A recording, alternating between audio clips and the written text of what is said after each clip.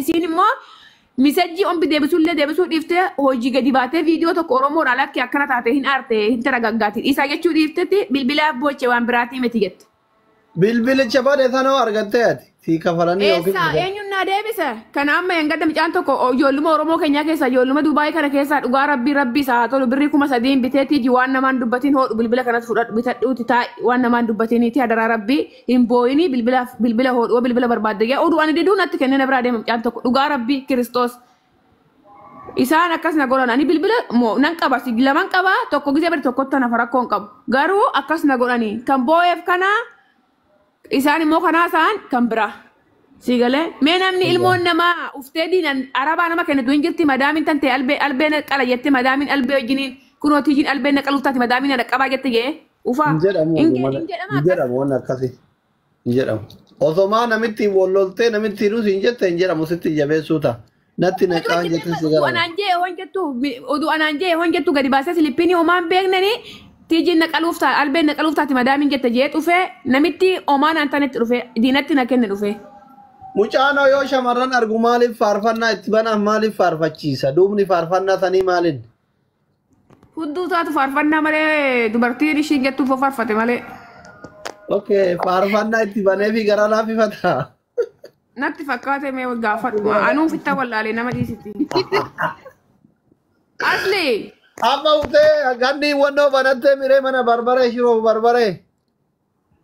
Namni gabrummaa namni shiroof barbaree maarree kan abashaan abashatti gabaree galtu booda si hin beektametti reetti nu bareechite. Oi tigisti asirratti waan si gaafadhu jira. Ati jawaala erga si jala haataniitiin jedhan boo viidiyoo sana akkamitti waraabdee bootte dagatanii biraa deemanii miira keessa galanii. Lama bilbila lamaan qabaani sadiin qabaa bilbila sadiin qabaa caccabaadha malee hamma saniin ga'u malee sadiin qabaani.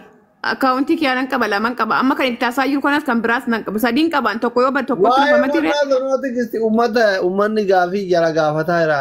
Jaarsi ganni kadu jettan sanoo jaarsi biyyaan dhageenye ka ganni du'a itti farriftanii bayuu kan maal jedhee laa qabdi yoo si jammarin qabdi anaaf isin qee tokko hin qabdi bar hurutaadha wallaa kenna isin nuti ijoollee ganni takkas hin qabdi jaar ilmaan hin qabdi gurraachumaa kanaa tokko qabdi baqqalaa soba dhugaa rabbii jee lichiitiin taasifadhii si doktor amma Tardi kabra kapi TikTok fayyadamu garuu ka idhiisun kee TikTok hin qabaa jaarsi. Hin qabu dhugaa rabbii kiyya hin qabu garuu Facebook fayyadama argee rabbi kan koome hin fayyadamu TikTok si jammar TikTok fayyadamu inni hin beeka akkanan qalladuu akkanan taphadhus hin beeka waan ta'eef uummanni kun immoo isin taragaagaa dhugaa namaa takka osoo hin baratini akkanumatti komentii barreessuudhaaf hin jigina dura hubadhaa tigisti maal taate maa boochee ja'a malee akkana taate boochee faradina namni waan rakkateen beeku yaa biyya garaa nama waa qabbeek malee isin hin beettafattashitanii uummata qinqini. Akkasittiin akkas ta'ee asii ati bakka rabbi balaa hundaa isin oolche wallaahi wal galaafattee ama barkun maal agarsiise beeyta jaalaluma keessa wal hawwatanii osoo gamaa gamana wal buttan karoora malee osoo gamaa gamana wal buttan wallaahi harka arabaatitti lubbuu wal baaftanii ooltan. Atillee hammeen nan qabdu gaadilleen hammeen nan qabdu baaqiltanii yaaduu dadhaburraa balaarra wal buuftanii ooltan wallaahi rabbi isin baase wallaahi rabbi isin baase baga rabbi kana bar asli dhugaa rabbii kana bar balbala cuftee minaan mana jettee viidiyoo tokko gallakkifte balbala cuftee balbalaan qabu warri aqe sun balbalaan qaban dhugaa rabbii balbalumaantu hin jiru mana sanirra dhugaa waaqa balbala cufuufu guyyaan balbala cufattu arabni halkanuu balbala cuftu. Oduu gidee sana oduu ganni nebra jirtu jarnet dhufe nu lamaanuu nu qalan akkam taanagaa attana eessaa fiddee ati eessaa jirtaa hin jedhamu. Hin jedhamu. Sirriitti jedhama. Ani kan boo'eef kana isaan immoo kanaa isaan kana oduu namitti sun gisee sanii jecha kana dhageessee naqaltee ani salphumatti lubbuun tiyya dabarte isinii galee kanaaf malee ani kan boo'ee fi waan biraati miti ani namicha amma akkana jettan kana. Ani ira Dubai micaa shilidhaamii ira shilidhaamii akka dubartii tana isiti jagna Itoophiyaa keessattuu heerumuun maaliif ani kaayoon qaba waan ta'eef kaayoo koo duugalmaan hin gahin utuban isin gorsu osoo isin na gorsitanuu ira miidiyaarraan heerumuun isinuun gorsaatan jiran isinuun nan gorsaa moofii kiyya even oduun du'ee irsuu dhabamee addunyaa tanarraa dhabamee nama kanan heerumuun isin galee isin garuu akkasitti yaaddan akka tokko tokkotti yaaddan maaliif namni tokko wajjin taphateef miti kan walitti yaadu. Bata. Namni tokko maraateef miti kan badu si jammar dubartiin maraattuun dubartiin jajjartu dubartiin waan hundaa qalqal jettu keessi si hadiida hin qabamtu hoo barattan hoo hubattan dubartiin gadi jettu bakkuma argitetti waan hundaa kenniti sini galee. Kanaafuu aslitti amma annan baa geemii yoomna taphachiifte ingilisin taphachiisanaan jettee qadaroon haa qabiitii geemiin taphadha annan baa.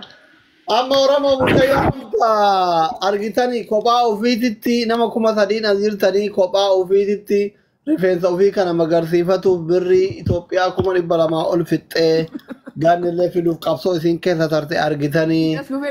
Asliidha yoo firii seenaa himi dhugaa rabbii. Awwaachukaa seenaa haasa'anii kaanii waan tokko qabanii bar seenaa. Dura seenaa dursa goota gidee faarsitu hojii isaatiin faarsitu.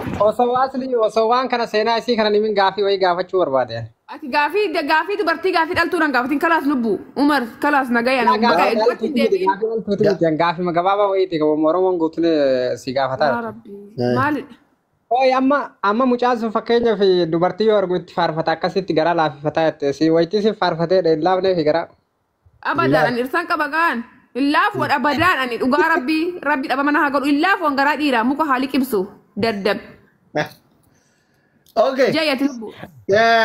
Kanaafi feemasoonni guutuun geemii beellamaa taphatanii firaabdiina ofii adda baafatanii Oromoo mataa ol qabanii tiktookii kanarratti konfidaansii isin barsiifte keessattuu ijoolleen shammaranii waan qaban qabatanii fincaannisa Oromoo mammaaksan jedhu san isin agarsiifte kanaaf porofaayilii isii ilaala.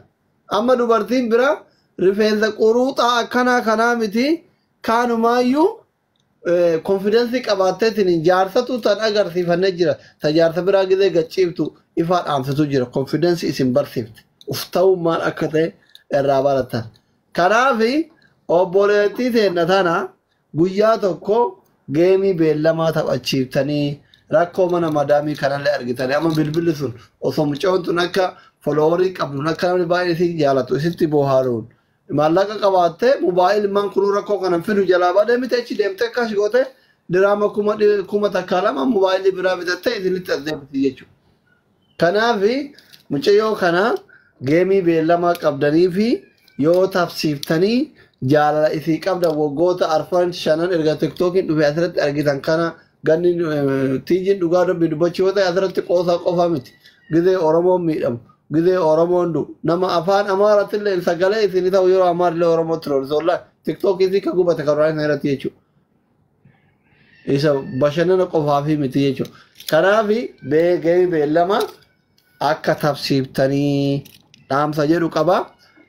Namoonni 3,000 kunuundi keessanuyyuu namoota biraatti illee hima geemii beellamaa tafsiisa. Ati mootu gaafa nama simaxxanu feemasee akka keetii argatte guyyaa qaba.